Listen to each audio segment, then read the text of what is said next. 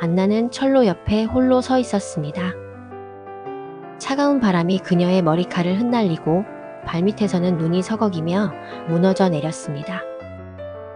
멀리서 기적 소리가 울렸습니다. 쇳덩어리 같은 소음이 점점 다가오고 거대한 철마가 대지를 흔들며 돌진해 옵니다. 땅은 진동했고 공기는 무겁게 떨렸습니다. 그 순간 안나의 눈앞을 스쳐간 것은 사랑이라 믿었던 순간들, 그러나 끝내 파괴로 치달았던 불길한 기억들이었습니다. 차갑게 등을 돌린 남편, 품에 안고 싶지만 더 이상 다가설 수 없는 아들, 끝내 자신을 받아주지 않은 세상과 그 잔인한 시선. 안나는 흔들리는 발걸음으로 철로 한가운데로 나아갔습니다. 심장이 요동쳤지만 이제 되돌아갈 길은 없었습니다. 눈을 감으며 마지막으로 속삭입니다. 이제 끝이야. 그리고 거대한 철마가 눈 덮인 선로를 가르고 그녀의 몸은 어둠 속으로 사라졌습니다. 러시아의 한겨울, 눈 위에 남은 것은 쓸쓸한 적막뿐이었습니다. 비극 속에서 길어올린 삶의 질문들을 더 깊이 나누고 싶으시다면 지금 구독과 좋아요로 함께 해주세요. 그리고 여러분은 어떻게 생각하시나요? 사랑과 가정 사이에서 여러분이라면 어떤 선택을 했을까요? 댓글로 여러분의 생각을 들려주세요. 그럼 이제 우리는 이 치명적인 비극을 낳은 톨스토이의 위대한 소설 안나 카레니나를 함께 들여다봅니다. 안나 카레니나는 이렇게 시작합니다. 모든 행복한 가정은 서로 닮았지만 불행한 가정은 제각각 불행하다. 이 한 문장으로 톨스토이는 인간사의 비극을 예고합니다. 안나는 모스크바의 한 저택을 찾습니다. 그곳은 형부 오블론스키의 집. 바람을 피운 남편과 상처받은 아내 도리 사이에서 가정은 파국의 문턱에 서 있었습니다. 무너져가는 결혼 생활, 차가워진 눈빛, 집안의 감도는 침묵. 안나는 현명한 중재자 역할을 하기 위해 모스크바로 왔습니다. 그러나 바로 이곳에서 그녀는 운명을 바꿀 만남을 하게 됩니다. 화려한 샹들리에가 빛나는 무도회장, 수많은 귀부인들의 드레스가 물결치듯 춤추고 젊은 장교들의 군복이 그 화려함을 더욱 돋보이게 합니다. 그때 사람들의 시선을 단번에 사로잡는 인물이 나타납니다. 키가 크고 당당한 태도, 눈빛은 번뜩이며 자신감으로 가득한 청년 장교 알렉세이 브론스키. 그는 이미 젊고 순수한 아가씨 키티와 연애를 이어가고 있었습니다. 키티의 눈빛은 설렘과 희망으로 가득했고 그녀는 오늘 밤 브론스키가 자신에게 청혼하리라 믿고 있었습니다. 하지만 브론스키의 시선은 다른 곳을 향했습니다. 계단에서 내려오는 안나. 검은 벨벳 드레스와 하얀 어깨, 고요하면서도 강렬한 미소. 그 순간 브론스키의 마음은 단번에 흔들렸습니다. 무도회의 음악조차 멎은 듯 그의 세계에는 오직 안나만이 존재했습니다. 안나 또한 느꼈습니다. 그 불타는 시선, 자신을 향해 쏟아지는 젊음과 열정. 하지만 그녀는 이미 결혼한 여자, 러시아 정부의 고위 관리인 알렉세이 카레닌의 아내였고 사랑스러운 아들을 둔 어머니였습니다. 그러나 그녀의 결혼은 껍데기뿐이었습니다. 카레닌은 철저히 의무와 체면으로만 사는 남자, 안나에게 따뜻한 말 한마디, 눈빛 한 번 주지 않는 냉정한 남편. 그 차갑고 건조한 관계 속에서 브론스키가 던져준 뜨거운 열정은 안나의 내면 깊숙이 잊고 있던 갈망을 불러일으켰습니다. 그녀의 심장은 처음으로 격렬히 요동쳤습니다. 그리고 그 순간 돌이킬 수 없는 길이 열렸습니다. 두 사람은 점점 더 가까워졌습니다. 브론스키는 모든 것을 던질 듯 안나를 추격했습니다. 군인의 명예, 젊은 장교로서의 장래, 심지어 사회적 평판까지. 그에게는 오직 안나뿐이었습니다. 하지만 안나는 달랐습니다. 그녀는 이미 가정을 가진 여인이었고 아들을 향한 사랑, 아내로서의 체면, 그리고 러시아 상류 사회의 차가운 시선을 누구보다 잘 알았습니다. 그럼에도 불구하고 마음은 이미 그의 손을 붙잡고 있었습니다. 갈망과 죄책감, 사랑과 두려움 사이에서 안나의 영혼은 매일 흔들렸습니다. 결정적인 순간은 경마장에서 찾아옵니다. 화려한 모스크바 사교계가 모두 모인 그날, 브론스키는 가장 빛나는 기수로서 출전했습니다. 수많은 이들의 환호, 긴장감 넘치는 함성 속에 그의 모습은 누구보다 당당하고 빛나 보였습니다. 그러나 경기는 예기치 못한 비극으로 흘러갑니다. 그의 말이 장애물 앞에서 균형을 잃었고 브론스키는 중심을 잃고 땅으로 떨어집니다. 관중석이 술렁이고 비명과 탄식이 터져 나옵니다. 그 순간 안나는 본능처럼 몸을 일으켰습니다. 숨죽인 사람들 틈에서 그녀의 입술은 떨리고 눈빛은 공포와 사랑으로 뒤섞여 있었습니다.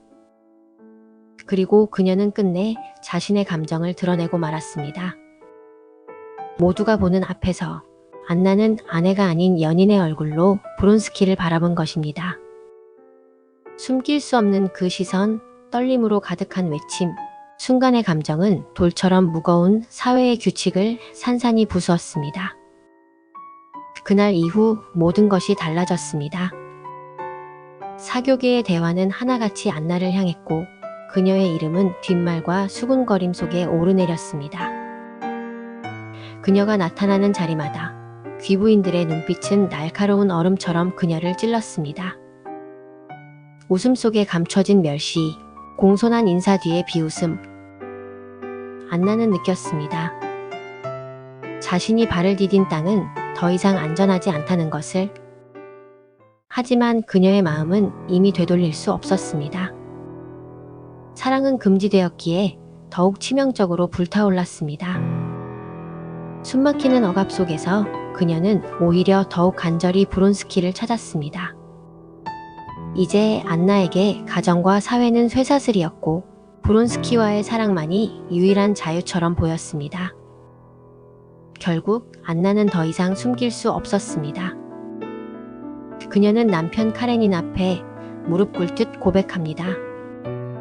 나는 브론스키를 사랑해요. 더 이상 거짓으로 당신 곁에 있을 수 없어요. 순간 카레닌의 얼굴은 굳어졌습니다. 철저히 이성적이고 언제나 냉정함을 잃지 않던 그였지만 가슴 속 깊은 곳에서는 불덩이 같은 수치와 분노가 끓어오르고 있었습니다. 그러나 그는 격렬하게 소리치지 않았습니다.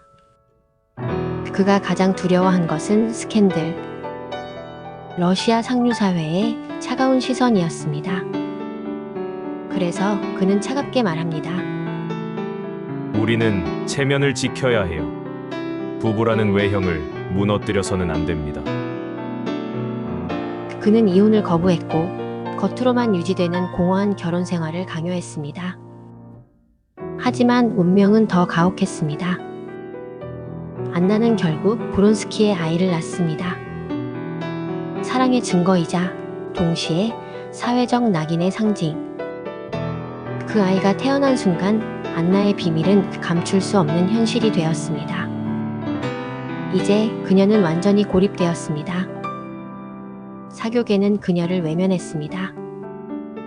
언제나 함께 웃던 친구들은 하나둘 떠나가고 귀부인들의 살가운 미소 뒤에는 냉혹한 멸시가 숨어 있었습니다. 모임에서 안나의 자리는 비어 있었고 누군가 그녀의 이름을 꺼낼 때마다 방 안의 공기는 싸늘히 얼어붙었습니다. 안나는 점점 불안해졌습니다.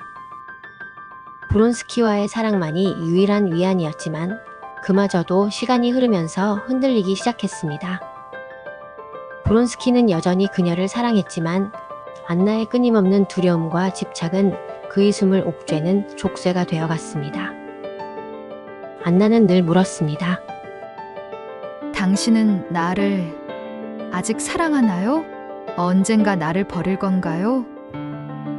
사랑은 더 이상 달콤한 도피가 아니었습니다. 질투와 불안, 외로움과 고통이 켜켜이 쌓여 그들의 관계를 갉아먹었습니다. 안나는 점점 세상에서 고립되고 벼랑 끝에 서게 된 것입니다. 하지만 이 소설은 안나만의 비극으로 끝나지 않습니다. 안나 카레니나에는 또 다른 주인공 레빈이 있습니다. 레빈은 모스크바의 화려한 사교계에서 멀리 떨어진 넓은 러시아 농촌의 지주로 살아갑니다. 귀족이었지만 그는 도시의 허영과 권력 다툼을 불편해했습니다. 대신 그는 농민들과 함께 땅을 갈고 씨를 뿌리며 땀 흘려 얻는 노동 속에서 진정한 삶의 의미를 찾고자 애썼습니다. 그러나 그의 삶은 단순하지 않았습니다. 레빈은 늘 근본적인 질문 앞에서 방황했습니다. 인간은 왜 사는가? 죽음이 모든 것을 끝낸다면 살아가는 이유는 무엇인가? 그의 내적 고뇌는 사랑에서도 드러납니다. 그는 오랫동안 키티를 사랑했지만 처음 그녀에게 청혼했을 때 거절당합니다. 레빈은 깊은 상처를 받았고 삶의 방향을 잃은 듯 헤매었습니다. 하지만 결국 두 사람은 서로를 이해하게 되고 결혼이라는 새로운 삶의 문턱에 함께 서게 됩니다. 결혼과 가정, 노동과 신앙. 레빈은 이 모든 과정 속에서 끝없이 자신을 시험합니다. 농민들과 함께 땅을 일구며 아이의 탄생과 가족의 기쁨을 경험하며 때로는 죽음의 그림자 앞에서 절망하며 그는 질문을 거듭했습니다. 그리고 마침내 깨닫습니다. 삶의 목적은 거창한 명예나 거대한 이상 속에 있지 않다는 것을. 그것은 오히려 가족과의 따뜻한 대화, 흙을 만지는 노동의 기쁨, 하늘을 올려다볼 때 느껴지는 신의 존재감 같은 소박한 일상 속에 있다는 사실이었습니다. 그래서 톨스토이는 한쪽에선 불타다 무너져가는 안나의 사랑을, 다른 한쪽에선 방황하다가 의미를 찾아가는 레빈의 여정을 극적으로 대비시킵니다. 안나의 이야기가 비극으로 끝나는 순간에도 레빈의 이야기는 삶을 계속해 나가야 한다는 희망으로 열려 있습니다. 안나에게는 더 이상 구원의 손길이 닿지 않았습니다. 브론스키와의 사랑은 한때 그녀를 불태우던 불꽃이었지만 이제는 오히려 그녀를 삼켜버리는 불길이 되었습니다. 그녀는 끊임없이 불안에 휩싸였습니다. 브론스키가 자신을 떠나지 않을까? 그가 다른 여인을 바라보는 것은 아닐까? 짧은 편지 한 장에도 사소한 대화 한마디에도 질투와 의심이 불길처럼 치솟았습니다. 사랑은 더 이상 안식이 아니라 끊임없이 자신을 갉아먹는 독이 되어버린 것입니다. 결국 안나는 모든 것이 무너졌다고 느꼈습니다. 남편 카레니는 냉혹한 체면만을 중시하며 그녀를 벌했습니다. 사랑하는 아들은 차가운 벽 너머에 가려져 다시 안아볼 수도 없었습니다. 브론스키마저 점점 멀어져 가는 듯 했고 사교계와 사회는 이미 그녀를 죄인으로 낙인 찍어버렸습니다. 그녀는 외쳤습니다. 나는 모든 이에게 버림받았다. 남편에게도, 아들에게도, 연인에게도, 사회와 세상 모두에게도. 그녀는 더 이상 어디에도 설 자리가 없었습니다. 그날 안나는 정처 없이 거리를 걸었습니다. 하얗게 눈 덮인 도시, 바람은 매섭게 불어왔지만 그녀의 마음은 이미 끝을 향해 가고 있었습니다. 멀리서 차가운 쇳소리가 울려 퍼집니다. 기적 소리, 땅을 울리며 다가오는 거대한 철마. 안나는 눈을 감습니다. 그리고 마지막 순간 그녀의 눈앞을 스쳐가는 얼굴들. 아들을 향한 그리움, 남편의 냉혹한 시선, 그리고 사랑했던 브론스키의 뜨겁던 눈빛. 모든 것이 한꺼번에 밀려와 그녀의 가슴을 찢어버립니다. 안나는 절망과 분노, 사랑과 그리움을 한꺼번에 토해내듯 몸을 던졌습니다. 거대한 기차 바퀴가 눈을 가르며 다가왔고 세상은 여전히 무심히 굴러갔지만 러시아의 눈 덮인 철길 위에서 안나의 삶은 그렇게 참혹한 종지부를 찍었습니다.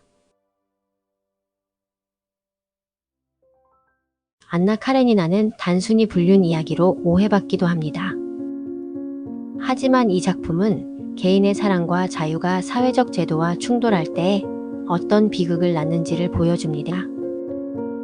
안나는 사랑을 갈망했지만 19세기 러시아의 사회는 그녀를 용서하지 않았습니다. 결혼 제도, 여성의 지위, 가부장적 규범 속에서 그녀는 끝내 설자리를 잃고 파멸로 향했습니다. 반대로 레비는 방황 끝에 삶의 의미를 찾습니다. 톨스토이는 두 인물을 대조시키며 말합니다. 사랑과 자유는 소중하지만 그것이 사회와 완전히 분리될 수는 없다고. 삶의 무게는 결국 타인과의 관계, 책임, 그리고 일상 속에서 균형을 이루어야 한다고. 오늘의 우리에게도 이 질문은 여전히 울림을 줍니다. 사랑과 자유, 그리고 사회적 책임의 무게. 어느 하나를 무시하면 삶은 불안정해지고 때로는 비극을 부릅니다. 그리고 또 하나, 레빈이 깨달은 메시지는 더없이 현대적입니다. 삶의 의미는 거대한 성공이나 이상에 있는 것이 아니라 작고 평범한 일상 속에 있다는 것. 톨스토이는 우리에게 묻습니다. 당신은 삶의 의미를 어디에서 찾고 있는가? 안나 카레니나는 140년이 지난 오늘에도 여전히 우리에게 질문을 던집니다. 화려하지만 공허했던 상류사회, 치명적이지만 파괴적인 사랑, 그리고 평범한 일상 속에서 발견하는 삶의 의미. 이 비극적인 이야기 속에서 우리는 안나의 절망을 바라보는 동시에 레빈의 깨달음을 떠올립니다. 결국 중요한 것은 눈부신 사랑도 체면과 권력도 아닌 소박한 일상과 진실한 관계 속에서 삶의 의미를 찾는 것 아닐까요? 톨스토이는 안나의 파멸을 통해 우리에게도 똑같이 묻고 있는 것입니다. 당신은 무엇을 위해 살아가고 있는가? 오늘도 함께 해주셔서 감사합니다. 이 영상이 마음에 드셨다면 좋아요와 구독으로 고전 읽기의 여정을 함께 이어가 주세요. 여러분의 작은 응원이 이 채널을 계속 이어가는 큰 힘이 됩니다. 그럼 다음 시간에도 또 다른 고전 이야기로 찾아뵙겠습니다.